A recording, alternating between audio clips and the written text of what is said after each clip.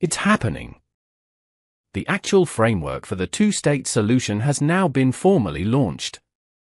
This is no longer theory. This is no longer speculation. This is a step-by-step global framework to divide the land of Israel, and it's gaining traction faster than we thought. The stage is being set for September. Keep looking up. Jesus is at the door. After 2 intense days, the UN Conference on Palestine produced the New York Declaration, a concrete, phased roadmap to establish an independent, demilitarized Palestinian state alongside Israel. What is the New York Declaration?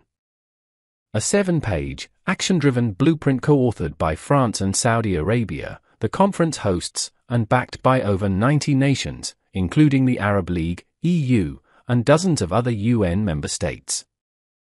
Contains time-bound, enforceable steps to pressure both Israel and Hamas into a final agreement. Is strategically timed to push through key decisions at the 80th UN General Assembly this September, 2025.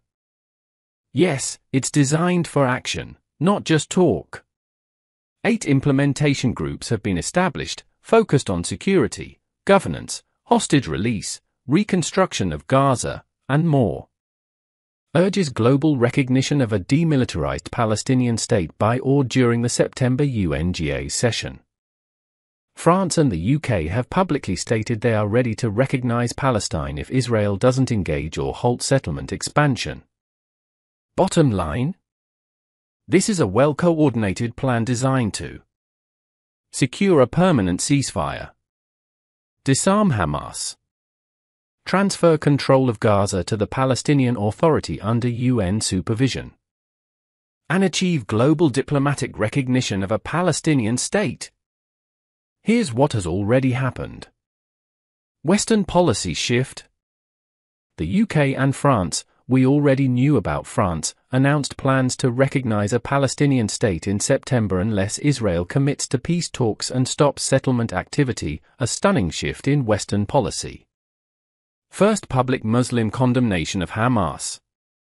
Saudi Arabia, Egypt, and Qatar, alongside international leaders, have already called on Hamas to relinquish control of Gaza, handing it over to the Palestinian Authority, backed by a UN-led stabilization force. All of this is accelerating like a freight train toward this September's 80th UN General Assembly.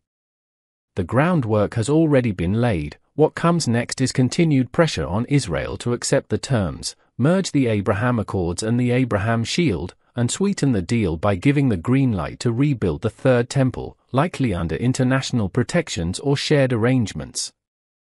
Israel will then be divided and fall into a carefully crafted, deceitful trap. The world is rapidly approaching the prophesied covenant with many.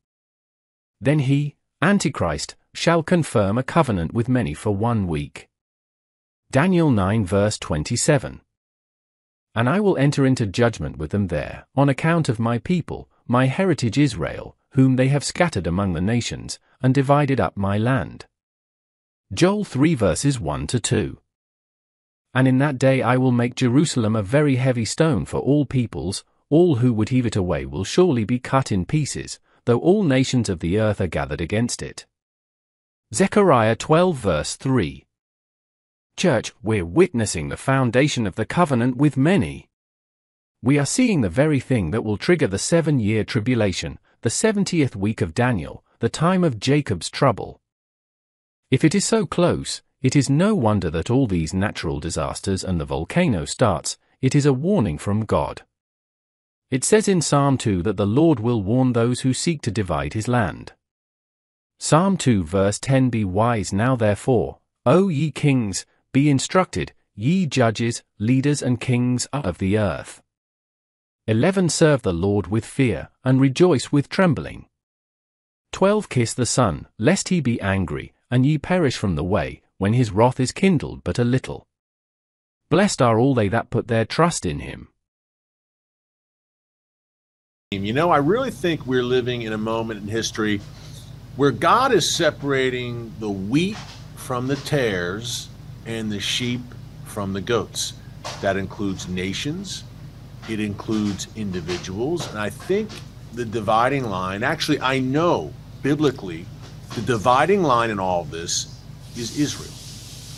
Either you're with God's land and you believe that God has eternal promises, an eternal covenant with that land, or you basically blame Israel and the Jewish people for all of the world's ills.